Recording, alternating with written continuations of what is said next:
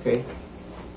Whatever else, the country and your little bit about your family. What your family? What life I had a like? family, parents, 2 sisters and a brother. I was the youngest child from the family. My father had a tailor shop. People were working for us. We were the middle class. And then by 1939, the German army occupied a city in Lodz. After the occupation,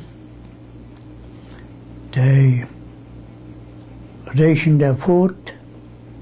There was no food in the beginning, and then they rationed food. You get only a small loaf of bread and some potatoes. That's enough to last you for a whole week. In the city was about 180,000 Jewish people living there. And after the war, only 12,000 survived. In the ghetto, about 100,000 people died, and they made a ghetto in 1941. They established a ghetto, and everybody has to go to work.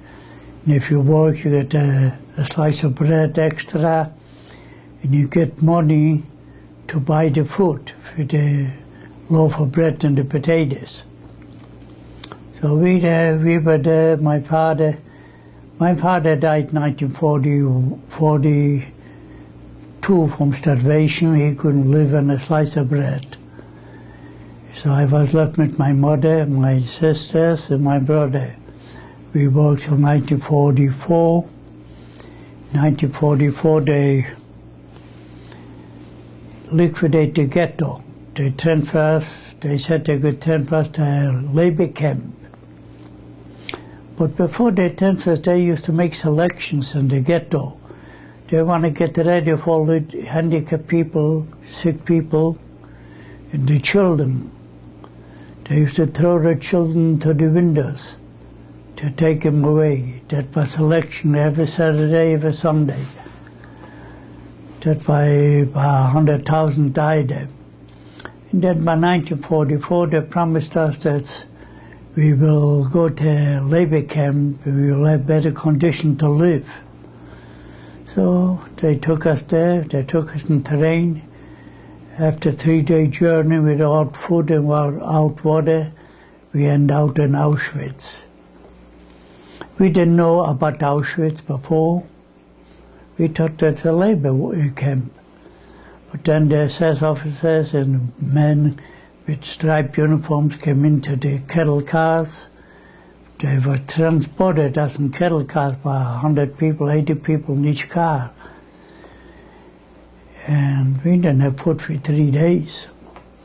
They told us to get out. We tried to pick up our belongings. They said, leave it, you won't eat it. We went out and stayed in a line for selection.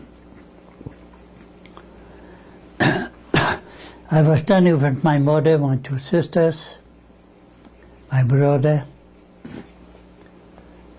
and we stayed for selection. There in the front of us was Dr. Mengele. We used to call him the angel of death. He selected, he pointed you to go left or right. He pointed my mother to go to the left side. I went with her. They stopped me and they took me away. They told me to go to the right side. And then they selected my sisters to the right side. They separated the men from the women. My brother went to the right side. He was older. He was about 27 years old. Was your father with you? Your father? My father died in the ghetto when he was 42. Starvation? Oh. Yeah, he died from starvation. Okay. So, but I was working in the ghetto with my brother all the time. And yeah, when the war started, I was only 13 years old. When I came to Auschwitz, I was 19. So Mengele thought I would be good to, if you work, that I went to the right side. After selection was over, we went to the Auschwitz-Birkenau. They tell us to take a shower. After the shower, they assign us to go to a barrack. And while we stand there at the barrack, we was assigned in this. They told us to go out and get some food. While we went outside to get some food, they give you a bowl of soup. That means a bowl of water with 1 or 2 slices of potatoes, and no spoon, no fork, 1 slice of bread, wet like a piece of clay. The dish they give it to you, it's dirty because when you finish eating, you throw that down, somebody else picks it up to eat the next. On the way to the barrack, after I finished eating the soup, I still had my slice of bread. I saw smoke in the camp, and I smell a bad odor. And I asked somebody from the barrack, what's that smoke, what's the smell? And he looked at me and said, do you arrive today? I said, yes. He said, well, you will find out sooner or later. So he told me that's the people who went to the left side, went to the gas chamber. After the gas chamber, they take him out, put him to the crematorium to be burned. He said, that's what you smell, burning flesh, that's the smoke. Then I realized what happened to my mother. She went to the left side. I couldn't even eat my bread when I find out what happened to my mother. Anyway, in that camp, I was a few days in the Birkenau. Then a German building contractor, he came to select some young people to work for him. He will teach you to be a bricklayer, to build more crematoriums, more gas chambers. You get paid for that job, and we only get a slice of bread and a bowl of soup. Anyway, I was selected with other people. And after the selection, we went into take another shower, and they put a tattoo on your arm. My number is B8047. And when we came out, they took us back to Auschwitz in a building number 13. In that building number 13, that was the bricklayer school, where you teach you how to be a bricklayer. We worked a day, about 10, 12, 15 hours a day. They teach you how to be a bricklayer. Then you go back, and every morning you have to stay for attention for your roll call. They count you every day. They count how many people is in each barrack.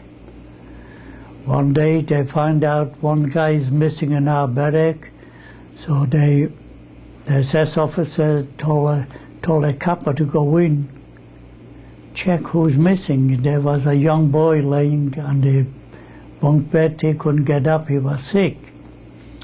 So he bring them out, and they order him to lay on his back on the ground, on the cement. They put a board and put it over his throat, and they selected 10 guys to stay on that board till he died. That was his punishment, because he didn't show up for roll call. Then we went back after roll call, we went back to the building, and we got punished. Everybody got 10, 15 lashes, because you were supposed to watch out for each other to make sure everybody gets off your roll call. Anyway, I was there till November 1944.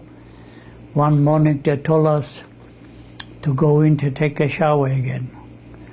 After the shower, they give us a clean uniform, a striped uniform, and they march us out from the shower, and they march us back to Birkenau, where the gas chamber is. They told us to sit down and wait. We thought we would die that day anyway. They give you some bread, they give you some water, We ate it first because we figured we could die, might as well die with a full stomach. We didn't know what could happen. But we were sitting there all day long till it was dark outside, and the train with cattle cars arrived, and they took us out they put us in the cattle cars, and we went for a journey for 3 days and nights. No food, no water, because they didn't tell us they could take us away in another camp. That's why we ate the food we didn't know. So anyway, we went on the journey. We went from Auschwitz to Sachsenhausen in Germany. Over there, when we arrived, was a cold, freezing weather, and during the night, we came in was about 12,000 of us, and they only have room for about 2,000, because not too many died in the barracks. So anyway, they put us in a cold shower. People that couldn't stay in a cold shower, it's cold, they ran out, no towels, no nothing, and they chase you around in a circle. Every time you go in a circle, the SS officer hit you over the head with a board or with a gun. They dropped dead right away. I was lucky, I was short, so I was hiding between the tall people. Anyway, that was going on all night long. Till in the morning, it was about 2,000 people left. They assigned us to barracks, and then we had to work there. I was assigned to work in the camp to put down brand new boots and march in the camp for 10, 12 hours a day. That was, they had shoemakers making boots for the army, and we were the guinea pig. They want to see how long their shoes last by marching so many hours, and then every night they take it off, they checked it for the sole, how it lasts. Anyway, I was there working for about 2 weeks like this. Then one morning, and after the roll call, every camp had to have a roll call. After the roll call, they said you won't march anymore in the camp, and you will go on another march. They call it the Dead March. They want to liquidate the whole camp. So they took us out, and we marched. They told me you could march for 30 kilometers every day for 6 days. They didn't give you any food, any water. The only food you found is when you find some grass or wheat, you pull out and you ate. The water was dirty snow, then you chew it. People would sit down, they couldn't walk, they killed them, and the empty trucks picked up the dead bodies, take them away.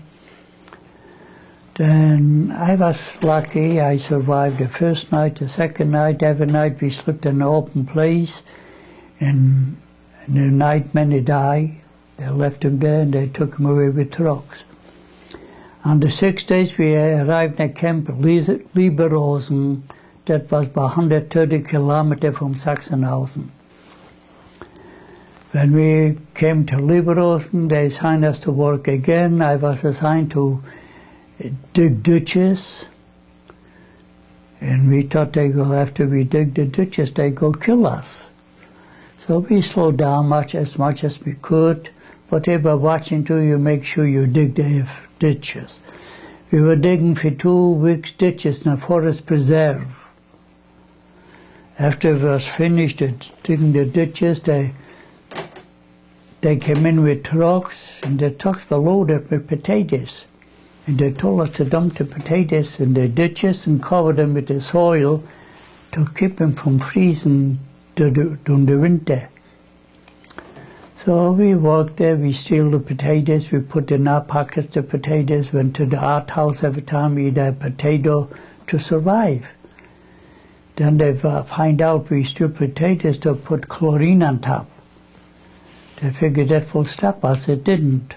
We steal the potatoes, we wiped off the chlorine, we ate, many of them become sick, many start to get diarrhea. I was lucky, nothing happened to me. Then one day I had a toothache. So I went to the hospital to see a dentist. They said, we don't have a dentist. We have men with a plier. If somebody die, if he have a gold crown, they pull it out, they separate the teeth from the gold. You want a dentist, you go in the other direction, there's a dentist. So I went the other direction. When I went there, I saw the SS officers, German soldiers watching those barracks. So I know I was in the wrong place. But they stopped me. I want to go back. They stopped me and said, what are you doing here? I said, I have a toothache and somebody told me there's a dentist. They said, oh yeah, we have a dentist, come on.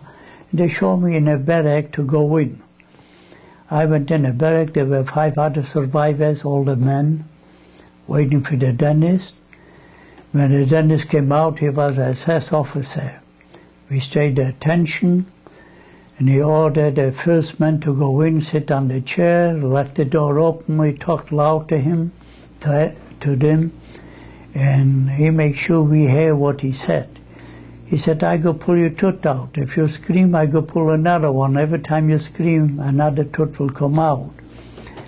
So he put, the first man was unconscious when they take him out. They removed all his teeth.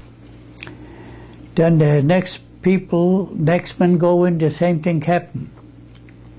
So I was shaking, I was, scared. I tried to get out from there because I didn't have a toothache anymore. I was too scared. They said, no, you can go out, you have to go wait for the dentist. When I came in, the dentist looked at me, he kept staring at me in my eyes. He went to the cabinet, took out a syringe and gave me a Novocaine and pulled out my tooth. Then he said, tomorrow morning you go back to your barrack, and tomorrow morning tell the capo, the supervisor, that you can go to work because I want to see you here in the office. I said, okay, danke schön. I went back to the barrack. Meanwhile, during the night, I was bleeding all night. In the morning, I told the capo at the roll call, I have to go see the dentist. He said, no, you don't see the dentist. You stay for roll call and you go to work. After work, you go to see the dentist. So I said, okay, I didn't have a choice. Either he killed me or the dentist killed me. Anyway, I went to work, burying those potatoes again, and I was bleeding all day long. On the way back at night, usually the gate was open to march in. This time the gate was closed.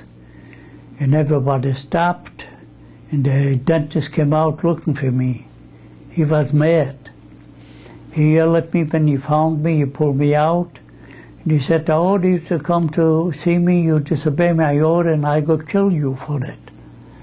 I said, that's not my fault, the capo didn't let me go. I didn't have a choice.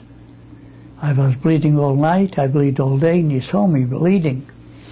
He said, which capo? And I showed him the man. And then he pulled a cap out, and I asked him, did he tell you I want to see him? He said, yes. But I told him he can see you after work because everybody wants to go to see a doctor or dentist. Nobody wants to work. He said, I'm an SS officer. I give orders here. You disobey my order, and he shot the capo in front of everybody. He told the capos, if I give an order, you obey my order. Now everybody marched in at the campsite except me. The dentist told me to go back in to his bed with him. And he gave me something for the bleeding. Then he said, you're not going back to that barrack, you go to the hospital. I went to the hospital and barrack, they took me there. There were survivors laying there. They all no clothes because when you go in the hospital, they take away your bread portion, all you get a bowl of soup, they take away your clothes. Because they know you, after 2 or 3 days, you'll be dead anyway. Why wasting bread on you? So anyway, when I came in, everybody stayed attention because of the SS officer, the dentist. The dentist ordered the capo to put the bunk bed in the corner, away from these people, separate from me. And then he went out. By the time they make that bunk separate, he came back, he gave me a loaf of bread. And he said, that's for you. If you give any of the bread to this guy, I go kill them and I kill you. So he went out and I started to eat. I was hungry. I ate a heavy loaf of bread right away. Then about 4 or 5 people, they kept staring at me. They didn't see a piece of bread in who knows how long. So I pulled out pieces and gave it to them, but I said, be quiet. If he find out that done this, we all be dead. They said, we will be quiet. So the dentist came in every day for 2 weeks. Give me bread in the morning, bread at night, and they treat me good. He must have liked you. Huh? He must have liked you. No. Then after 2 weeks, he said he came in one morning with bags, 2 bags, 1 bag with clothing, 1 bag with bread, 5 loaves of bread. He said, put on the clothes and you go back to your barrack. They go liquidate the whole camp. They go transfer everybody to a different camp. They go ask for volunteers to go with transportation. He said, don't volunteer. You go on the march, you have enough clothes and enough bread. So I went back to the barrack and they told us, we go live at the camp. If you are unable to march, we will take you with transportation. Many people couldn't walk anymore. They volunteered. They took me a separate barrack. When we marched out from the camp, we had the machine guns. They killed all the people who volunteered to go with the transport. That's why the dentist told me not to volunteer. Anyway, from this camp, we marched Leverkusen, we marched to Austria. That was in Mauthausen. When I arrived at Mauthausen, that was already in April of 1945. I was assigned to work carrying heavy rocks. It was heavy, I didn't to carry, but I survived the first day, and I figured the next day I won't be able to do it. So I decided to go to the hospital to tell them I'm sick, I can't work. And I know they could take away my bread portion, they could take away my clothing, but that's the only way I figure I will survive, because we have in the night American airplanes bombarding all over. We figure we survived and liberated sooner or later. So I may survive at the hospital. In the hospital every morning they come in and give you a bowl of soup, and then they go out and we lay down all day and night, 10, 15 on the bunk bed. Then one guy died next to me, and usually somebody died, they take him out and throw him outside. So I told the guy next to me, help me, we go take that man out. He said, no, leave him here. I said, why? He said, you go find out in the morning. The morning when they came in to give you the bowl of soup, he said to me, Carl, pick up the man, you hold him with your shoulder, I go hold him with my shoulder, he go sit. As long as he sits, he get a bowl of soup. So he got a bowl of soup, and they went out, we dropped him, we split the bowl of soup. So we survived till about May the 1st. The 1st or the 2nd, they told us they go liquidate that camp, and they give us clothes. If you can't march, we go give you transportation. That means they go kill you. So I decided to march. Another 3 days, we arrived at May 4, 1945, in another camp in Gunskirchen. That was my 5th concentration camp. And in Gunskirchen, we were laying in not bunks, we were laying on the floor, one next to each other, all night, squeezed together. The morning you get up, we didn't have any food for the night or anything. Then they told us to go stay in the line to get some food. When we stayed in the line, there was trailers with a Red Cross. And everybody received a package with food. There was solid food, beans, peas, barley. What you could do? You don't have no place to cook. So we swallowed it the way it is, and then the rest of the food we put in the pocket for the next day if we get hungry. But I didn't have no place where to go in the barrack. They didn't let me in. They said, there's no room for you. I looked in the barrack, I saw a large beam. I climbed up and lay down on top. If I lay down on top, I fall asleep. I figure I'm lucky. They're sitting there, they can't sit down. You don't get it? I got it. So I figured Well, you got it. It's backwards. That's better. So I figure I go survive laying on the beam. On the beam I fell asleep. And when I woke up, I was laying in a bed with white linen. There were about 10, 12 people in that room. Everybody got a pajama on, and everybody was talking a different language. The men with white uniforms walking around. I didn't know where I was. I thought maybe I'm dead and I'm in heaven. Everybody was white. Then a man came over and he started to talk a different language, and I didn't understand what he was talking. Then he got the interpreter. The interpreter said to me, this is an American doctor, American soldier. He said, we liberated camp in the morning, and there were thousands of bodies laying to be buried. And when they started to bury the bodies, they found you alive. So they bring you here. I said, wait a minute, I don't remember being dead. And I explained I was laying on the beam. So the interpreter explained it to the doctor, the American doctor, and they figured out when I said I fell asleep, he said, you didn't fall asleep, you became unconscious, maybe you fell down and they figure you're dead. They throw you out with the dead bodies to be buried. So I was then surviving. I was 19 years old and I weighed 55 pounds. Anyway, I was in the hospital for 6 weeks. I received a lot of blood transfusions. The American doctor took good care of me, visited me every day.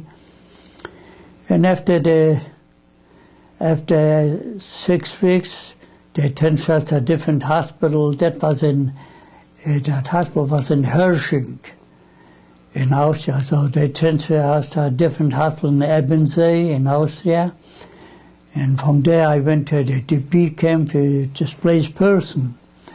Then we started to look for our families. We write letters, or we travel all over to the DP camps to find us families.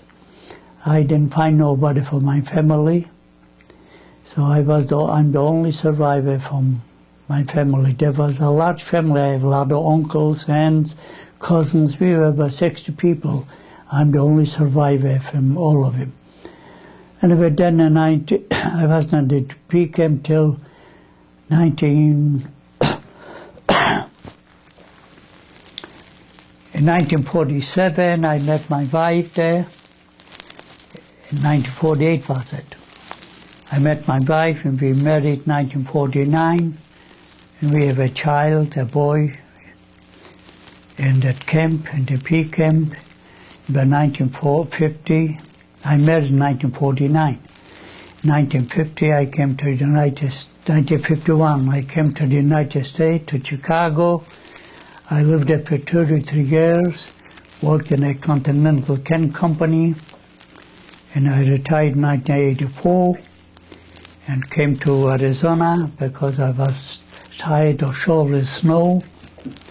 So I came to Arizona with my wife, and we came since 1984. In 1985, we were making plans to travel all over, retirement, we will go see the bull. But in 1984, my wife got sick. She needed 4 bypasses, so that stopped us from traveling. And I take care of her all the time. And my son, I got 2 children, and now 4 grandchildren, 3 boys and 1 girl, 1 granddaughter. My son still lives in Elk Grove Village. He's assistant school superintendent in Highland Park, Illinois. My daughter lives in North Carolina. She's married to a lawyer. And here I was speaking in the schools, tell the story about the Holocaust. Usually it took me long getting the day because I didn't speak for a long time. I skip a lot because, you know, I don't want to speak too much. I speak from 1986 till 2 years ago. 2 years ago I had a valve in my heart replaced in a pacemaker, and the doctor told me I have to take it easy. So I couldn't go speaking. And me and my wife, we take care of each other now. And that's my story. That's wonderful. Yeah. That is wonderful. Thank you. Oh, you look good. Okay, Carl, you're going to introduce your lovely wife. That's my wife, Ruth Ofisher. She also was born in Poland. And we met in the DP camps in Austria in 1948. How long were you in the DP? We are married for 59 years. Wow. Yeah. Wow. What's your secret? Well, there's no secret. We love each other. We You take love care of each each other. That's Yeah. good. Yeah, That's good. yeah. So let's see, what else we talk about? And you talked about your children and your grandchildren. Yeah. Eddie. Yeah, Gary is my son. He's an assistant school superintendent in Highland Park, Illinois. And his oldest son, my oldest grandson, is an engineer, mechanical engineer. He works for a company and makes good money. Now I have his second son. He went to college. He made it in 3 years to graduate, and he's an electronic engineer. And they call him, as a matter of fact, last week he was invited to Houston, Texas. In Houston, Texas, in NASA, and they wanted to hire him to get a job there as an engineer.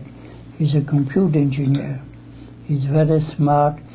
You could see he made college in 3 years. He finished. Wow, he takes after you. Yeah. Smart young man. Yeah, and my granddaughter, she's in high school still. She's very active too. She swimming and track in the school, everything. Played fire, trumpet, guitar, and any instrument you find she can play. So we're very happy. We had a nice family. Where did you live in Chicago? I live on the east, West Rogers Park. Rogers Park. Oh. Yeah, around Tui and Kedzie. Yeah. Yeah, familiar. My wife had some children. Some of her cousins lived there. Cousins and aunts and uncles lived in that area around. I think it was near Tui and Central Park or some. I think. Yeah, Central Park. Oh, Central Park was not Tui. No. No. Maybe it was Central Park and I forgot what the other street would be. But she had family there. We lived in on the south side of Chicago. Oh, so I worked on the south side. You did? Continental Yeah, Can. Continental Can. Oh, that's Close a to big the company. airport, to the Midway Airport, you know. Oh, yeah. Used me hour and a half. I used to travel to work, especially like now the snow. Sometimes I stayed at the plant, didn't go home because there was snow. I couldn't go home. But you do not miss the snow now. Oh, I don't miss. I just look. I said, I look outside. I said, I'm glad I'm here. We lived there 33 years. Continental In can, Rogers Park. yeah. Yeah. Yeah. So how did you get from Rogers Park to your work? Did you drive? Yeah, I was Yeah. driving every day. I was lucky. I worked the second shift, so was not much traffic. First I worked at Continental Cannon, first in Ashland and in 39th Street, Ashland 39th Street. Then we were transferred to close to on 65th Street, close with the Midway Airport, a little farther. They closed their plant, so we went to a different plant. So I worked there for 33 years. That was a good job. Oh yeah, Yeah. I make cans. We need them. Yeah, we used to make 180,000 cans in 8 hours. Wow. And what was your job? Making the cans? The cans, Making yeah. cans. I was Well- sitting home. Working You were 3 sitting 4 home. machines at one time. When I started, 18 people worked by line to make 5,000 cans. But now, after 32 years, they have one line, only 2 people working and making 180,000. They speed it up, no machinery and everything. Wow. Advancement, That's then amazing. I think it's time to retire. Wow. Where was your wife born? No. She was born in Poland too, in Przasnyc, near Warsaw. Oh, can you tell me a little bit about her family? Yeah. My father was born in Bialystok. Oh, in Oh, Bialystok. Bialystok, yeah. You know Bialystok. Yeah, Bialystok. Anyway, she was born in Przasnyc and she had a family, and then when the war came out, the German took all of them out from the state, from the small town. They live in a small town. Archangelsky Oblast. Yeah, right. And they took Yeah. them to the Russian border and they said, go to Russia, yeah. Oh, you went to Russia? Yes, Yeah, they I were was in lucky. Russia. They took him out and they took him to the Russian border, go to Russia. So they were there during the war in Kazakhstan, Uzbekistan, all over. They worked hard to just have food. After the war, when they came back, the house was occupied by Polish people, and they didn't want to give up the house there. So that was the communists in Poland was, communist. There was no freedom again, so they decided to go to Austria. They paid off somebody, they took him to Austria, and that's where I met them.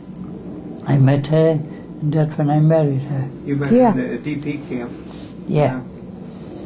She had a father and 2 brothers.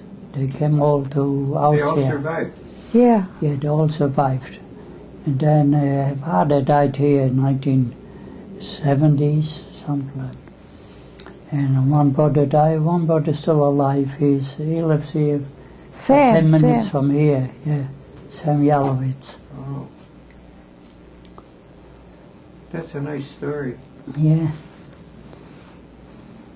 Holocaust survivors. You are Holocaust survivors, both of you. Yeah. We had a hard life. Yeah, can you tell me what you remember about your life, like before the war? Did you folks experience anti-Semitism before the Germans came in? Yeah. Oh, yeah. And did you have, like, your family, was it very religious? Yeah, her Yeah. family was Orthodox. Saturday we don't work Saturday. You don't, Yeah, no Saturday's lights, a day no of rest, cooking. yeah. The day of rest, yeah. We go to the synagogue. We pray Yeah, all day. all day Saturday. Yeah.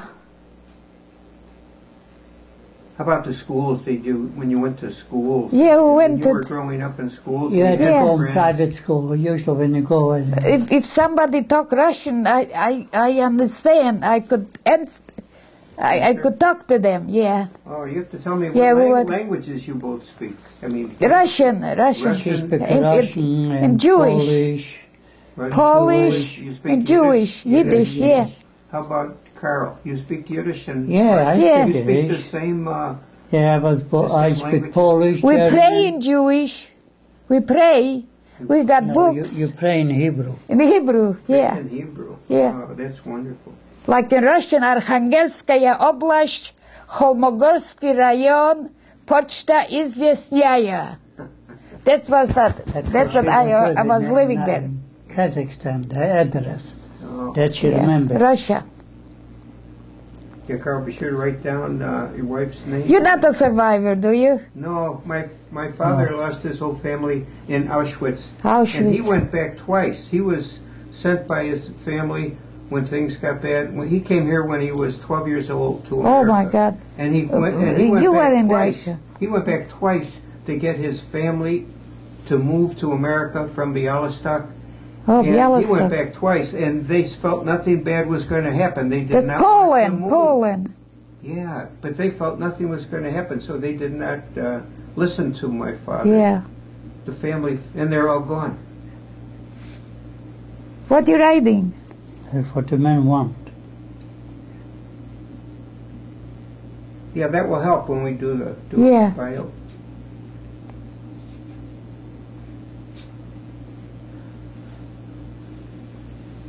So you did experience anti-Semitism when you were growing up? Oh yeah. yeah. That's why Plenty. we went to public school. They used to throw stones at you, the Polish, the young guys, yell at you, Jew, go to Palestine, you know, like this. I was in Russia. Архангельская область, Холмогорский район, Почта известняя. What is that? That's the address. Oh, that's your address? Yeah. Oh. In when you- Russia. so when you went back to your home, That was occupied. it was by- occupied by But Polish people. Yeah. that took over your house, and they would not return it. No, they wanted to. I wouldn't even go in. Wow. Carl, did We you had ever go plenty back to your others. hometown? Huh? You See, done? when they came back, she don't remember. I know she used to tell me a story. They used to say, "What do you mean it's your house? Did Hitler? I thought Hitler killed all of them. You still alive?" So then they realized it's Yeah. no use to live there.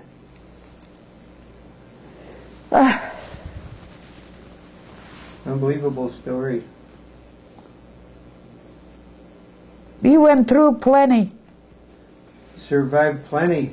Yeah. He must have been very strong mentally No, and physically. mentally yes, but physically I was always skinny. Well, Dr. But I Nick- was going day by day, one more day, that kept you going.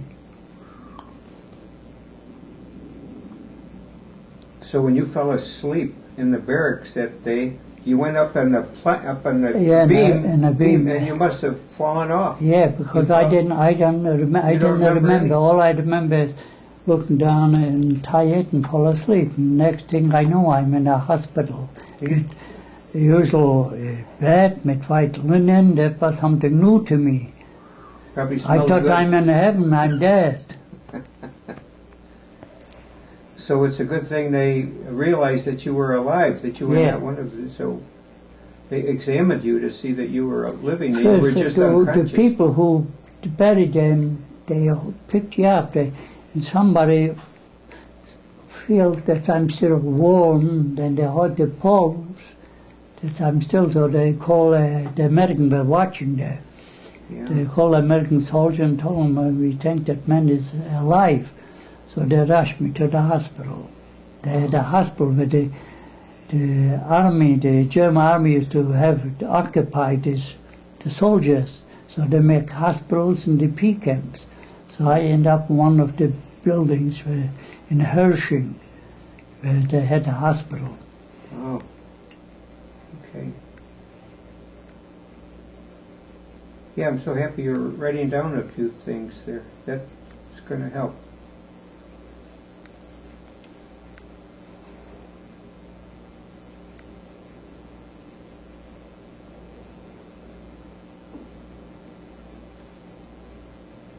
So were you active when you were going to public school, either of you, when in sports or anything?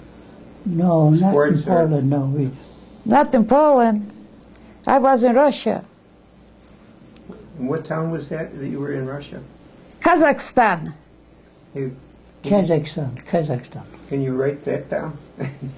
Kazakhstan. You can put down. That is the concentration camps. I was in it, and where I was born. Oh, that's good. That's the camps you were in. Excellent. Excellent.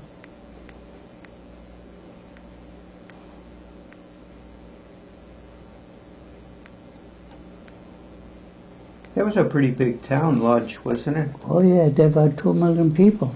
The second largest in Poland.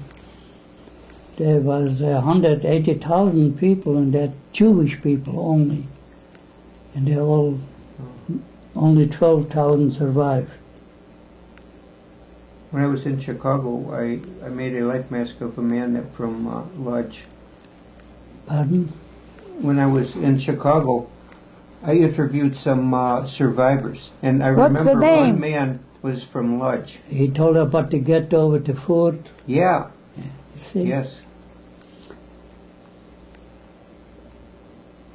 Yeah, he sat for a life mask in Chicago. Yeah, there were a lot of them in Lodz in Chicago.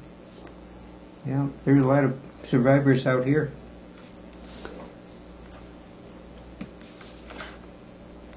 Yeah, how many survivors are here?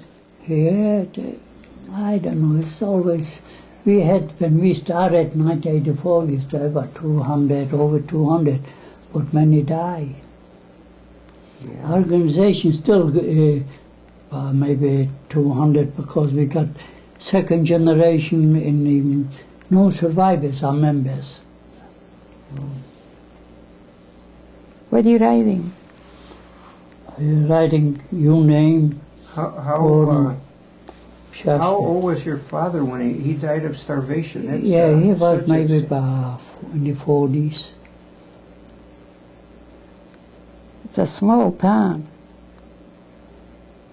Imagine a good number of people died from starvation. Oh, yeah.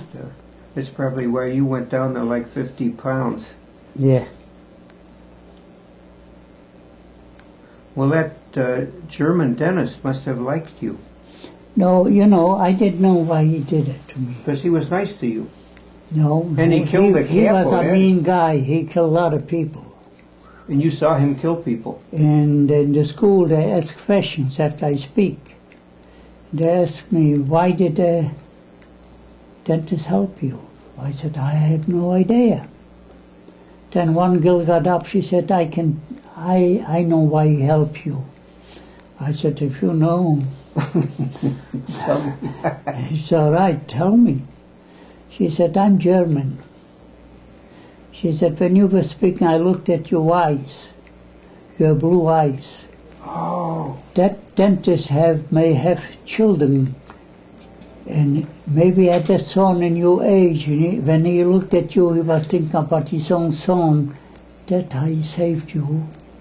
Or, she said, maybe God wants you to live to be a witness to the Holocaust. wonderful. That's what the girl told me. Isn't that interesting? Yeah. She may have been right. She asked me, do you hate the German people? I said, no, I don't hate German people. I hate the Nazis. Yeah. The one who did it.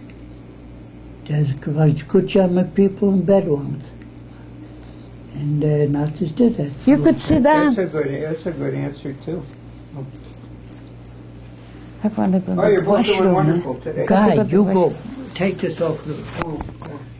I think She had to go. It's still on.